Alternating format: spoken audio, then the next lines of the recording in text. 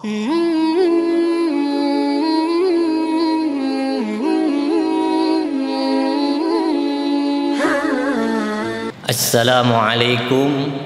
warahmatullahi wabarakatuh. Alhamdulillah, wassalatu wassalamu ala rasulillah wa ala alihi wa ashabihi wa mawala, la hawla wa la quwwata illa billah, amma ba'du. Sahabat Al-Burdah yang berbahagia, dimanapun Anda berada, semoga kita selalu diberikan keberkahan umur, keberkahan rezeki, dan keberkahan ilmu yang nafi' dan barakah. Alhamdulillah, pada kesempatan kali ini kita dipertemukan kembali dalam channel YouTube ini. Semoga kita yang menonton, kita yang mendengarkan, mendapatkan keberkahan dari Al-Quran. Amin, amin, ya Rabbal Alamin. Pada pertemuan kali ini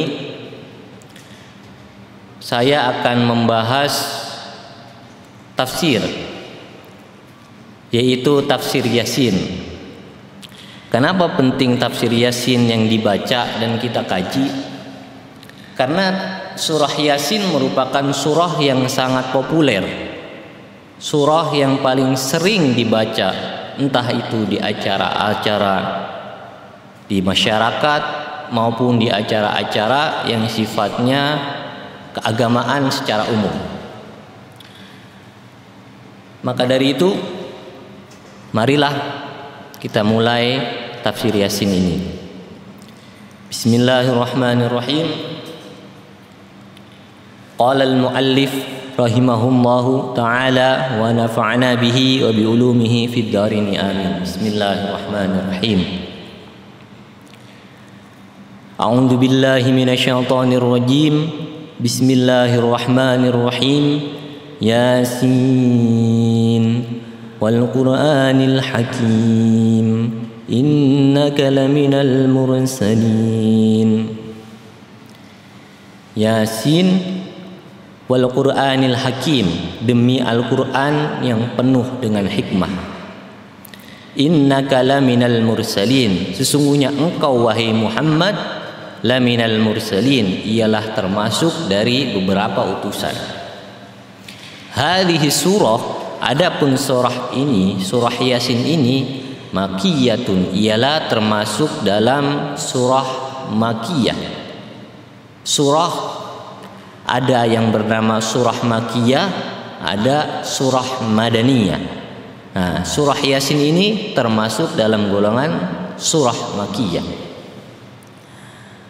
Wa sababu nuzuliha, dan sebab turunnya surah ini, annal kuffara, sesungguhnya orang-orang kafir, qalu, berkata orang-orang kafir itu, inna Muhammadan laysa binabiyyin. Jadi orang-orang kafir berkata dan berargumen bahwa menurut mereka Nabi Muhammad bukanlah seorang nabi, wala mursalin, juga bukan seorang rasul, bal huwa yatimu Abi Thalib, akan tetapi Nabi Muhammad kalau menurut kafir Quraisy adalah hanya yatimnya Abi Thalib, yang diasuh oleh Abi Thalib. Wa ma zahaba ilal maktab, Muhammad tidak pergi ke maktab. Wa ma ta'allamal ilma minal muallim, juga tak pernah belajar ilmu kepada seorang guru. Fa kaifa yasiru nabiyyan, mana mungkin, maka mana mungkin Nabi Muhammad menjadi seorang rasul sedangkan dia tidak pernah belajar, dia tidak mempunyai guru satupun, kalau menurut kafir Quraisy. Fakana al-kuffaru musirrina fi inkarihim, setelah itu orang-orang kafir itu semakin menjadi-jadi di dalam keingkaran mereka kepada Nabi Muhammad. Maka ketika itu faraddallahu ta'ala qaulal kuffar, maka Allah menolak perkataan orang-orang kafir. Wa anzala hadhihi surah, dan dengannya dan karena itu Allah Subhanahu wa taala menurunkan surah Yasin ini. Wa syahida bi dzatihil jalil, dan bersaksi dengan zatnya yang agung, ala risalatihi wa nubuwwatihi, atas kerasulan Nabi dan kenabiannya Nabi.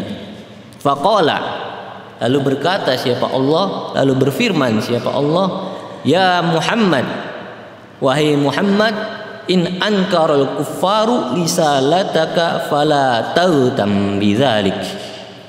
Jadi ketika Rasulullah Shallallahu Alaihi Wasallam tidak dipercayai oleh kafir Quraisy, menganggap bahwa beliau bukan seorang nabi, beliau bukan seorang rasul, dengan argumen mereka bahwa nabi itu tidak pernah ke maktab, tidak pernah belajar ilmu, maka mana mungkin menjadi seorang nabi. Akan tetapi Allah berfirman kepada Nabi Muhammad, in ankaral kuffar, jika mengingkari para orang-orang kafir risalataka, kepada kerasulanmu, fala taghtam bidzalik, maka tak perlu engkau bersedih hati. Kalau kata Allah kepada Nabi, ana asyhadu annaka laminal mursalin, aku bersaksi bahwa sesungguhnya engkau adalah termasuk dari para utusan.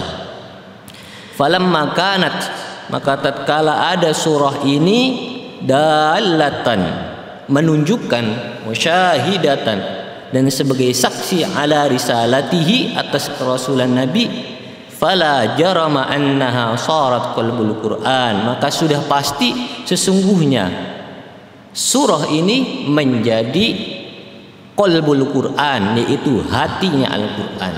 Kama qala alaihi salam, sebagaimana sabda Nabi sallallahu alaihi wasallam, inna likulli syai'in qalban, sesungguhnya pada segala sesuatu itu ada hatinya. Wa qalbul Qur'ani, dan hatinya Al-Quran, Yasin, ialah surah Yasin. Wa man qara'aha, barang siapa yang membaca surah Yasin, kataballahu lahu qira'atal Qur'ani asyra marrat, maka Allah akan menuliskan kepadanya pahala seperti orang yang membaca Al-Quran 10 kali hataman. Dari sini dapat kita pahami bahwa surah Yasin itu mempunyai suatu keistimewaan, yang mana memang bahkan di dalam hadisnya Rasul menyebutkan bahwa hati dari Al-Quran adalah surah Yasin.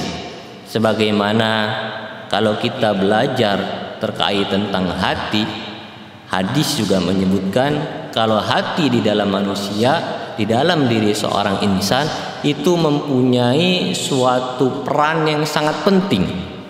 Bahkan kalau di dalam hadis itu jelaskan, idza soluhal jasadu kullu wa idza fasadal jasadu kullu.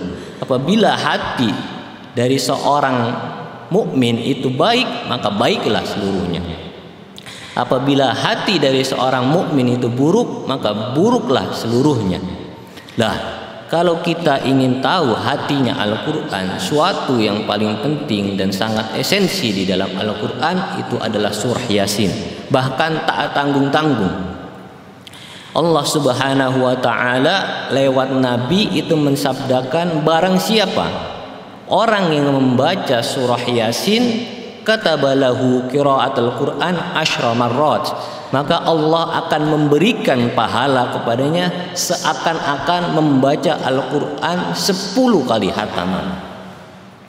Jadi marilah kita yang mungkin belum pernah membaca surah Yasin, bahkan apalagi kita kan mempunyai kebiasaan di dalam masyarakat kita, setiap malam Jumat itu mempunyai kebiasaan membaca surah Yasin. Bagi yang belum pernah membaca surah Yasin, mungkin setidaknya setiap malam Jumatnya, karena di pembahasan selanjutnya nanti dijelaskan lebih detail apa saja fadilah dari surah Yasin. Bagi yang sudah istiqomah membaca surah Yasin pada malam Jumat, mungkin tak ada salahnya apabila ingin ditambah, mungkin setiap hari atau setiap subuh atau ba'da maghrib, karena Surah Yasin ini mempunyai keistimewaan yang lebih.